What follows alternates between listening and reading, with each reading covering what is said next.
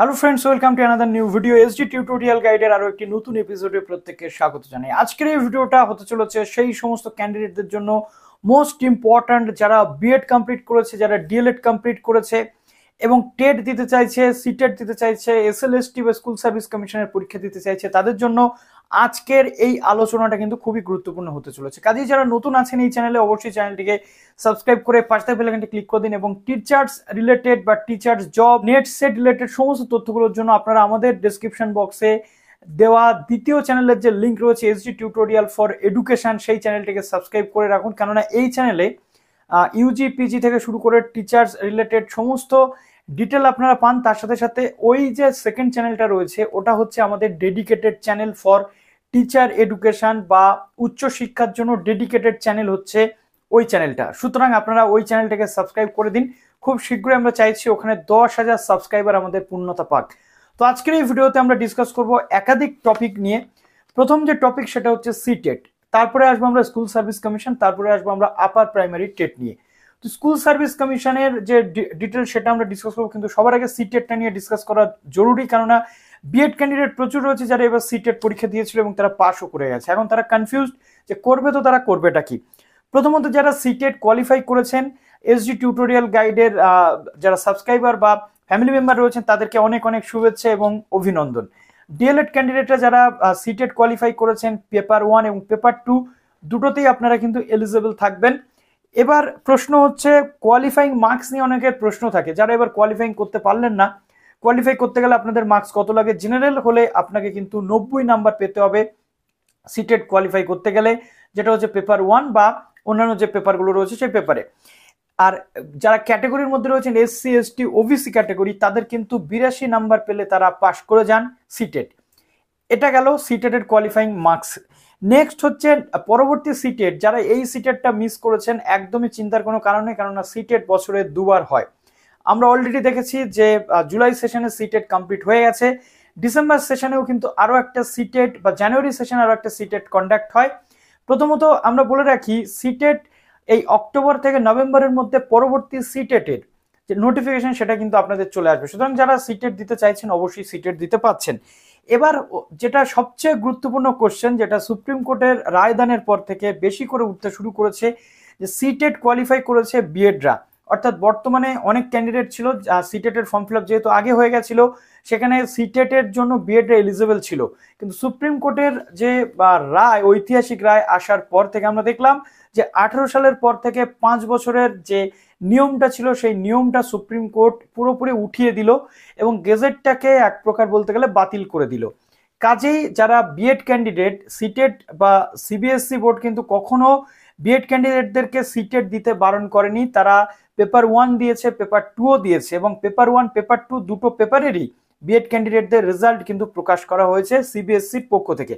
কিন্তু একটা পয়েন্ট আপনাদের বলি, যেহেতু সুপ্রিম কোর্টের নির্দেশিকা এসে গেছে যে এর পর থেকে কোনো রকম ভাবে প্রাইমারিতে বিএডদের আর কোনো পজিশন থাকছে না, অর্থাৎ বিএডরা এলিজিবল নয় কোনোভাবেই।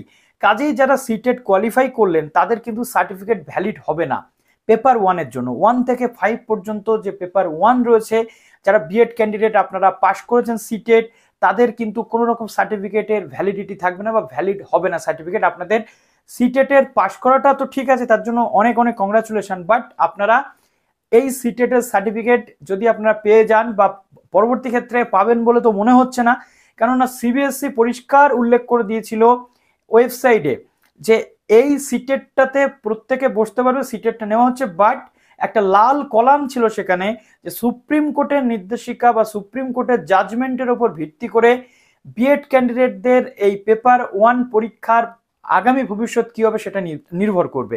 তো আমরা দেখতে পাচ্ছি যে অগাস্টের 11 তারিখে সেই ঐতিহাসিক রায় চলে আসার পর তারপর থেকে কোনো স্টেটেই কিন্তু সেই অর্থে বিএডদের প্রাইমারিতে মান্যতা দেওয়া হচ্ছে না নতুন পরীক্ষার ক্ষেত্রে।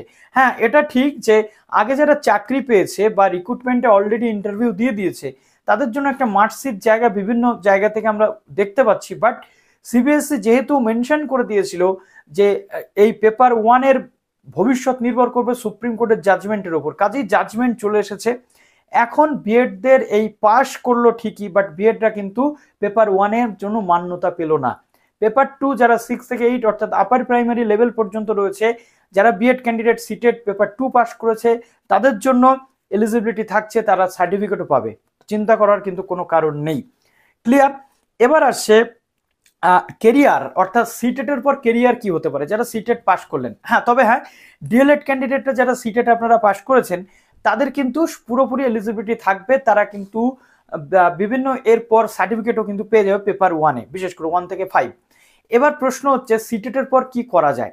সিটেটের পর আমরা জানি সিটেটের সার্টিফিকেটের কিন্তু অনেকটাই গুরুত্ব রয়েছে। কেমন গুরুত্ব রয়েছে? প্রথমত সিটেট কোয়ালিফাই করা থাকলে আপনি যে কোনো গভর্নমেন্ট সেক্টর হোক বা প্রাইভেট সেক্টর হোক, যেখানে শিক্ষকতার জন্য আপনি কিন্তু যোগ্যতা অর্জন করে নিয়েছেন, এরপর বিভিন্ন যে আর্মি পাবলিক স্কুল রয়েছে বা ডেভ রয়েছে বা একাধিক যে পাবলিক স্কুলগুলো রয়েছে, ডিপিএস গুলো রয়েছে, সেখানে আপনি কিন্তু এলিজিবল হয়ে গেলেন। বা দুন ইন্টারন্যাশনাল স্কুল, এই সমস্ত প্রাইভেট স্কুলগুলোতে আপনি যদি সিটেট কোয়ালিফাই করে থাকেন আপনার কিন্তু চান্স পাওয়ার সুযোগটা বেশি, অর্থাৎ আপনি ইন্টারভিউ দিয়ে সেখানে চাকরি করতে পারবেন। এছাড়াও এর পরবর্তীতে দিল্লি বা অন্যান্য জায়গাতে, যেহেতু সামনে লোকসভা ইলেকশন আসতে চলেছে বা একাধিক রাজ্যে কিন্তু এই অক্টোবরের যে টাইম, অক্টোবর নভেম্বর টাইমে ইলেকশন রয়েছে, তো সেই জায়গাগুলোতে একাধিক ভ্যাকেন্সি কিন্তু আসবে, গভর্নমেন্ট ভ্যাকেন্সি। তো সিটেট পাস করা থাকলে আপনার কিন্তু সুবিধা, সেখানে আপনি ইন্টারভিউ দিলে বা সেখানে একটা মোটামুটি সেই জায়গাতে যে ক্রাইটেরিয়া রয়েছে সেটা থাকলে আপনি কিন্তু পরবর্তীতে সেখানে করেছেন মানে এই সার্টিফিকেটের কোনো মূল্য নেই এমনটা নয়, আপনার কিন্তু যথেষ্ট মূল্য রয়েছে। এবং আপনি চেষ্টা করতে থাকুন, বিভিন্ন প্রাইভেট সেক্টরে মোটা মাইনের চাকরি কিন্তু সিটেট কোয়ালিফাইড ক্যান্ডিডেটরা করে থাকে। এছাড়াও পরবর্তীতে সৈনিক স্কুল রয়েছে, তাছাড়াও আমরা যদি দেখি নবোদয় বিদ্যালয় রয়েছে, তারপরে কেন্দ্রীয় বিদ্যালয়, এই সমস্ত জায়গাতে ভ্যাকেন্সি কিন্তু আসে। তো সেখানে সিটেট কোয়ালিফাই থাকলে আপনারই সুবিধা। ক্লিয়ার হলো? এবার আসছে স্কুল সার্ভিস কমিশনের পরীক্ষা। প্রথমত স্কুল সার্ভিস কমিশনের পরীক্ষা দীর্ঘ 7 বছর হচ্ছে না। দীর্ঘ 7 বছর স্কুল সার্ভিস কমিশনের পরীক্ষা না হওয়ায় রাজ্যের চান্সেস রয়েছে স্কুল সার্ভিস কমিশনের পরীক্ষা হওয়ার, এবং এর জন্য বিভিন্ন সেক্টরে যারা আন্দোলনকারী রয়েছে তারা আন্দোলনের মধ্যে দিয়ে গভর্নমেন্টের কাছে বার্তাটা পৌঁছে দিতে চাইছে যাতে খুব দ্রুততার সাথে স্কুল সার্ভিস কমিশনের পরীক্ষাটা গ্রহণ করা হয়। কিন্তু সমস্যা হচ্ছে একটা জায়গাতে বিভিন্ন কোর্ট কেস, বিভিন্ন যে সমস্যাগুলো রয়েছে সেগুলো ওভারকাম করে এই পরীক্ষা সেই অর্থে যে পজিটিভলি কিছু আমরা পাবো সেটা আমাদের মনে হচ্ছে না। বাট যেহেতু সামনে লোকসভা ইলেকশন রয়েছে, আমরা জানি লোকসভা ইলেকশন হোক বা বিধানসভা ইলেকশন হোক, ইলেকশনের আগে গভর্নমেন্ট রিক্রুটমেন্টের একটা জায়গা তৈরি করে। রিক্রুটমেন্ট প্রসেস হোক না হোক, এক্সাম কিন্তু গভর্নমেন্ট নিয়ে নেয়। এর ফলে গভর্নমেন্টের যেমন একটা ভোটের ব্যাপার থাকে বা রাজনৈতিক দলগুলোর একটা ভোটের চাহিদা রয়েছে, তো সেই ভোটের চাহিদার উপর ভিত্তি করে আমাদের স্টেট হোক বা সেন্ট্রাল হোক বিভিন্ন চাকরির পরীক্ষা কিন্তু 1 by 1 নিতে থাকে ইলেকশনের আগে। তো সেই প্রেক্ষাপটে আমরা বলতে পারি যে 24-এর মধ্যে একটা স্কুল সার্ভিস কমিশনের পরীক্ষা কিন্তু হওয়াটা অস্বাভাবিক কিছু নয়, পরীক্ষা হতেই পারে, বা আপার প্রাইমারি টেটেও কিন্তু হতে পারে। বাট যেহেতু আপার প্রাইমারির জটগুলো রয়েছে এক এক করে ছাড়াচ্ছে, তো সেটা সময় বলবে।